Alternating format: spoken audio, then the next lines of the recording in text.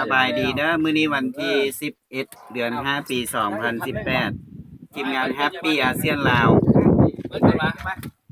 จะมาจัดงานอยู่ที่โรงแรมเสียงขวางในวันที่12ก็คือมื้ออื่นเด้อมื้อนี้เป็นมื้อโอกาสดีที่ทีมงานของพวกเราโดยเฉพาะก็คือผู้นำข่าวสตาร์ของพวกเราคือดรเสราตามองเพื่อนได้พาพวกเรามาเที่ยวมาม่วนซื่อนำกันเด้อ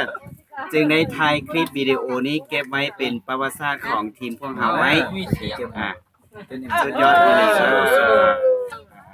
รถเขาบ่มีเสียงเขาตอนนี้รถของเรากำลังมุ่งหน้าไปที่ธงไฮหินธงไฮหินเป็นสิ่งหนึ่งหรือเป็นสถานที่ท่องเที่ยวอันดับต้นๆของแขวงเสียงขวางมันมีประวัติศาสตร์ได้หลายพันปีและมื้อนี้พวกเราก็มี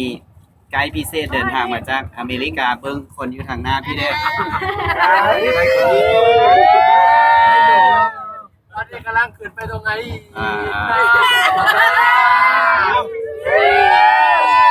ต้องในกลุ่มทุกคนเห็นลง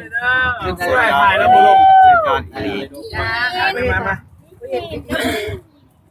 มางานบ่อย่างนี้อันนี้เป็นทางขึ้นเด้อเอาอันพ่ออุ่นเด้ออัน